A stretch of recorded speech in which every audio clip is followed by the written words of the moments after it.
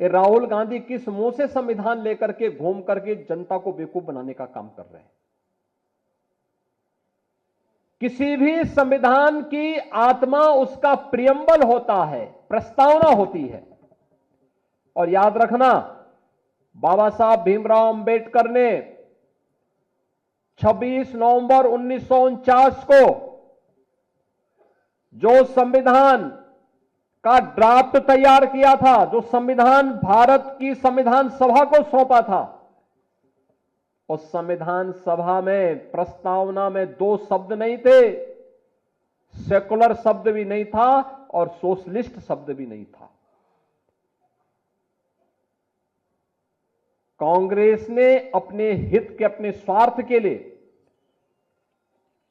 जब इस देश के अंदर इमरजेंसी लागू की गई थी, आपातकाल के दौरान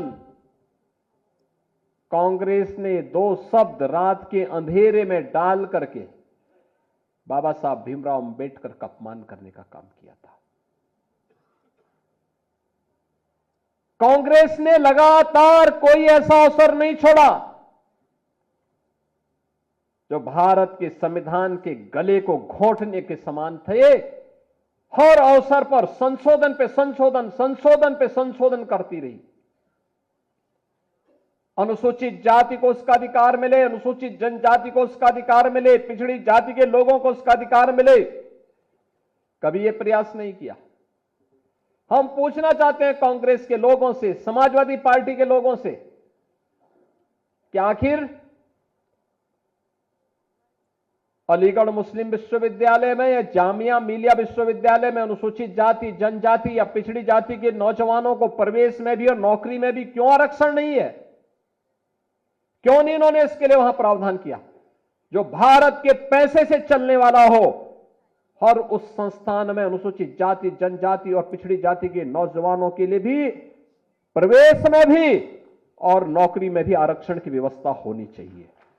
लेकिन वहां पर नहीं है, वहां पर नहीं बोलते ये लोग, मौन हो जाते हैं। और यही कारण था बाबा साहब भीमराव अंबेडकर ने जब पहली संयुक्त सरकार बनी थी,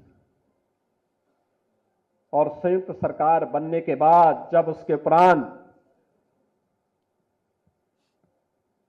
पंडित नेहरू की द्वारा बनाई गई उस नेतृत्व में चल रही सरकार के कृत्यों को देख करके बाबा साहब भीमराव अंबेडकर ने उस समय इस्तीफा दिया था और कहा था, यह सरकार मेरी योग्यता के अनुसार कार्य नहीं ले रही है।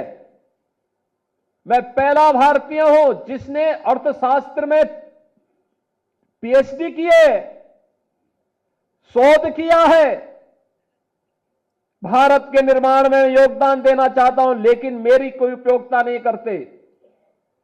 देश की महत्वपूर्ण उन समितियों में जो देश के विकास के लिए सहायक हो सकती है, उसमें मुझे कोई सम्मान नहीं दिया गया। मेरे अनुसूचित जाति, जनजाति के लोगों के हितों के लिए, वंचितों के हितों के लिए इस सरकार के एजेंडे में कुछ भी नहीं है। यह तो केवल और केवल इस सरकार को विभाजन के बाद भी केवल मुस्लिम तुष्टीकरण की चिंता है, इसलिए मैं अपने पद से इस्तीफा दे रहा हूं, यह कहते हुए इन्होंने इस्तीफा दे दिया था। और कांग्रेस की हर कृत्य वही है आज भी, तनिक भी उसमें कुछ बदला नहीं है।